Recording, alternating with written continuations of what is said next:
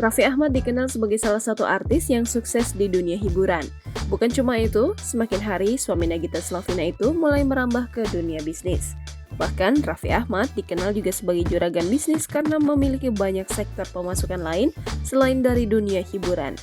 Ada 7 bisnis Raffi Ahmad yang diduga mengalami kebangkrutan. Salah satunya adalah Mango Bomb yang sempat ramai sekitar tahun 2017 silam. Selain itu ada juga Gigit Cake yang diluncurkan pada sekitar tahun 2018 hingga 2019 silam. Seperti beberapa artis lain, Raffi dan Nagita memutuskan untuk ikut berbisnis kue kekinian. Namun Gigit Cake rupanya dikabarkan gulung tikar pada tahun 2019 lalu.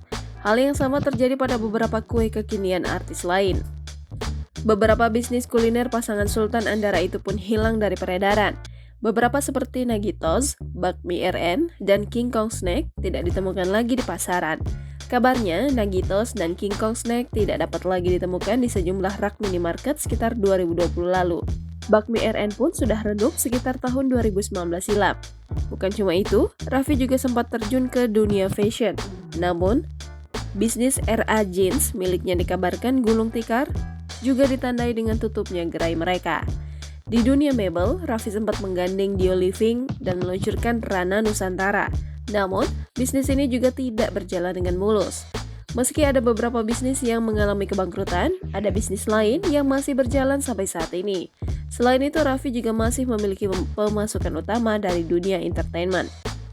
Saat ditemui awak media usai menjalani syuting di kawasan Jakarta Selatan, Raffi Ahmad ditanya soal kabar bisnisnya yang mengalami kebangkrutan. Saat ditanya, suami Nagita Slavina itu memberikan respon yang adem. Namun, Raffi Ahmad tak mau buka suara soal kabar bisnis miliknya itu. Meski begitu, ia tetap melontarkan senyuman seperti biasa.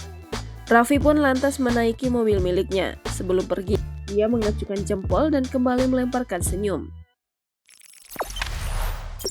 Jangan lupa subscribe, share, komen, dan like ya!